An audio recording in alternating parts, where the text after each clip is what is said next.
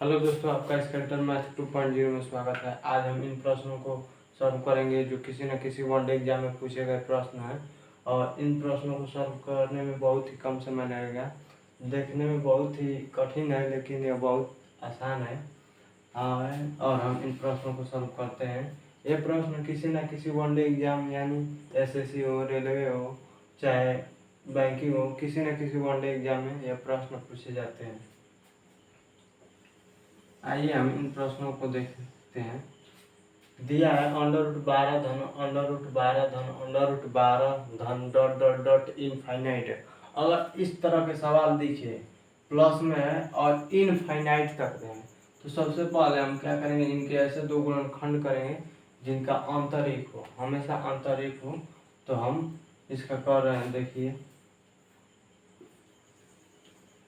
तो 12 को ऐसे दो भाग में, तो 12 को कौन ऐसी संख्या है जिनका गुणा करने पर 12 हो जाए और उनका अंतर 1 हो जाए। तो 4 गुणे 1, 4 गुणे 3, 4 गुणे 3 है ऐसी संख्या जिनका गुणा करने पर 12 प्राप्त हो जाएगा, लेकिन इनका अंतर 4 में से 3 भी घटेगा तो 1 हो जाएगा। तो 12, तो यहाँ पे हम देखेंगे कि अगर प्लस है, सभी प्लस है, तो प्लस में दिया है तो इसमें बड़ा वाला आंसर होगा। अगर माइनस दिया रहता है तो इसमें छोटा आंसर होगा। तो प्लस दिया है तो 4, यानी इसमें बड़ा आंसर होगा, अर्थात इसका 4 आंसर होगा, 4 आंसर होगा।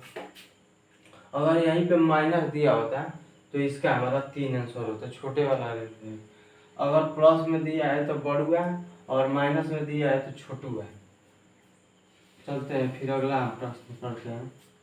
20 √20 minus √20 minus √20 dot dot infinite तक दिया है। तो 20 को ऐसे दो भागों में तोड़ना है जिनका गुणा करने पर 20 हो जाए और घटाने पर 1 प्राप्त हो। तो 4 गुणे 5, 4 गुणे 5 करेंगे तो हमारा 20 प्राप्त होगा। अब 5 में से 4 घटेगा तो 1 प्राप्त होगा। तो इसलिए अगर यहाँ पे देखेंगे कि प्लस है कि माइनस, तो देख रहे हैं कि माइनस है, तो माइनस के लिए हमारा छोटुआ आंसर होगा और प्लस के लिए बड़ुआ आंसर होगा। तो यहाँ देख रहे हैं माइनस, तो माइनस है तो छोटुआ, तो इसमें छोटा कौन है, 4, तो अर्थात इसका भी आंसर 4 होगा। अगर यहाँ पे प्लस दिया होता, प्लस √20 प्लस √20, तो यहाँ पे 5 आंसर होता है। चलते हैं ये √1 minus √1 minus √1 dot dot dot infinite तक। अगर माइनस में दिया है और √1 दिया है तो 1 को ऐसे दो गुणनखंडों में तोड़ना है जिनका अंतर 1 हो। तो 1 से नीचे सोचेंगे तो 1 से नीचे 0 ही एक ऐसी संख्या है जिनका अंतर 1 हो सकता है, यानी 1 में से हम 0 को घटाएंगे, 1 में से 0 को घटाएंगे तो 1 बचेगा। तो 1 में से 0 को घटाएंगे तो 1 बचेगा। तो यहाँ पे क्या होगा, ये 1 से नीचे तो यानी 1 एवं 1 नहीं 0 एवं 1 के बीच होगा, क्योंकि इनका गुणनखंड संपूर्ण हो नहीं पा रहा है कि अब 0 में 1 से हम गुणा करेंगे तो 0 प्राप्त होगा, इसलिए इनका गुणनखंड संपूर्ण नहीं प्राप्त हो रहा है, इसलिए 0 एवं 1 के बीच होगा। इसका एग्जैक्ट जो वैल्यू होगा 0 पॉइंट कुछ होगा और 1 से पहले ही होगा, मतलब यह बहुत हो सकता है तो 0.5 हो सकता है या 0.6 होगा, इसी के समथिंग होगा, यानी इनके बीच में जो संख्या होगी, तो इसलिए 0 एवं 1 के बीच में है। अब यहाँ पे दिया है 5 धन 5 धन 5 है। अगर प्लस में यही रहे तो हम ऊपर सोचते हैं, माइनस में रहे तो नीचे सोचते हैं। तो प्लस दिया है तो 5 से ऊपर, तो 5 को तो हम तोड़ नहीं सकते, तो 5 से ऊपर ऐसी कौन सी संख्या है जिसे दो भाग में तोड़ सकते हैं, जिनका गुणनखंड करने पर इससे आगे वाली संख्या 6 है तो इसका गुणनखंड करें तो 6 प्राप्त हो और उनका अंतर हमेशा 1 हो, इसके अंतर हमेशा 1 हो। तो ये है 3 2 में टूटेगी संख्या 6 हो जाएगा और 3 में से 2 जाएगा तो 1 प्राप्त होगा, 1 प्राप्त होगा। फिर इसका भी जो मान होगा ना, यानी 2 कुछ और 3 से पहले होगा, तो इसको हम लिख सकते हैं 2 एवं 3 के बीच, 2 एवं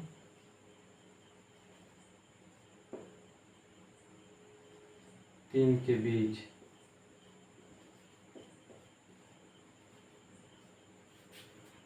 अब दिया है 19 under root 19 minus 19 under root minus 19 dot dot infinite तक। तो 19 से अब माइनस में दिया है तो माइनस से पहले सोचेंगे कि ऐसी कौन सी संख्या है जिसे गुणा करने पर हमारा 19 से कम हो, यानी उनका अंतर 1 हुआ, गुणा करने पर वो संख्या कट दिया। तो 19 से पहले 19 का तो गुणनखंड करेंगे तो 1 गुणे 19 होगा, तो इनका अंतर 18 हो जा रहा है। फिर 18 करेंगे तो 2 गुणे 9 यानी 18, यानी इसमें 9 और इसमें 7 का अंतर हो जा रहा है। फिर 18 का 6 गुणे 3 करेंगे तो ये भी नहीं हो पा रहा है, इसमें 3 का अंतर हो जा रहा है, तो 18 भी नहीं होगा। 15 15 3 और 5, तो इसमें भी 2 का अंतर हो जाएगा। फिर 16 तो 2 और 8, इसमें भी 6 का अंतर हो जा रहा है, तो 16 15, उसके बाद 14 तो 2 और 7 करेंगे तो इसमें भी 5 का अंतर हो जा रहा है। 14 के बाद 13, तो 1 गुणे 13 करेंगे तो इसमें 12 का अंतर हो जा रहा है। 13 से भी पहले की आ सकती है, तो 12 संख्या, 12 को ऐसे गुणनखंड में 12 का होगा 3 गुणे 4, 3 गुणे 4 बराबर 12 प्राप्त होगा, और 4 में से 3 जाएगा तो 1 प्राप्त होगा, यानी इनका अंतर हमेशा 1 आ रहा है, इसलिए यह होगा 3 एवं 4 के बीच, 3 एवं 4 के बीच।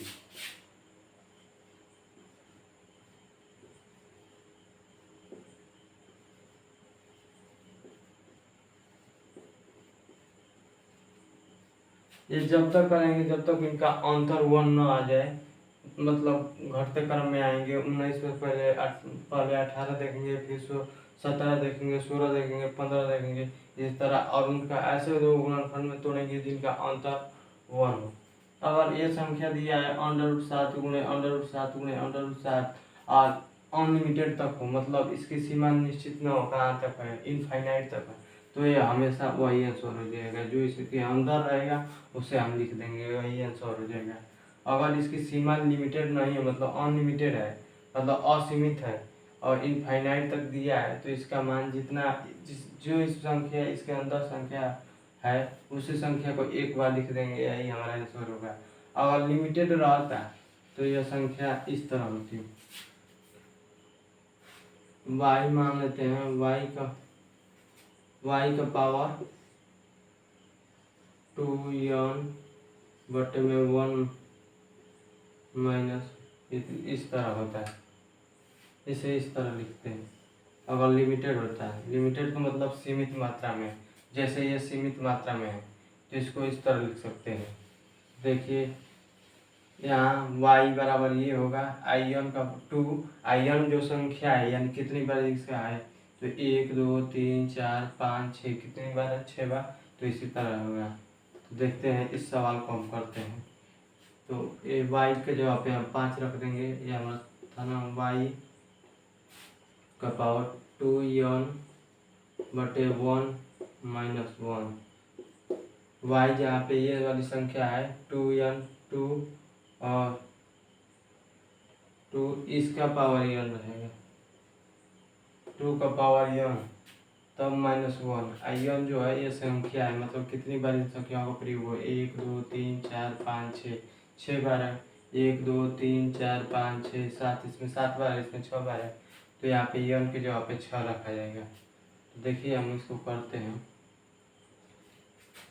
y की जगह पे 5 रखेंगे, उसके बाद एक इसके पावर 2 रखेंगे, इसके पावर 1 2 3 4 5 6 7 और 3 4 5 6 7 होगा 1 माइनस 1, अर्थात इसे लिखेंगे 5 का पावर 2 का 4 4 2 8, यानी 7 बार गुणा होगा ना, 2 गुणे दो गुणे दो गुणे दो गुणे दो गुणे दो गुणे दो गुणे दो, 1 2 3 4 5 6 7, 2 के 4 2 8 2 16, 2 के 32 2 64, 2 128, 2 के 4 2 8 2 16, 2 32 2 64, 2 128, तो इसका पावर 128 हो जाएगा। अब कह रहा है यहाँ से -1, अब इतना हो जाएगा, तो हम इसे लिख सकते हैं 5 का पावर 128 में से 127 बटे 128, यही हमारा आंसर होगा। यही आंसर होगा, सीधी सी बात है। जो इसे 128 है तो इसमें से 1 कम कर कर ऊपर लिख कर, यानी 128 में से कम करेंगे 127 बटे 128, यही होगा। अब आते हैं इसको सॉल्व करते हैं, यानी ये हो जाएगा 7 2 का पावर 5 1 2 3 4 5 6, 2 का पावर 6, और उसके बाद 1 - 1 अर्थात 7 2 का पावर 6 2 का 4 2 8 2 16 2 32 2 64, 64 होगा। 64 एक कम कर देंगे तो 63, इसका यही आंसर होगा। 7 का पावर 63 और 64। आज के लिए इतना है वीडियो में।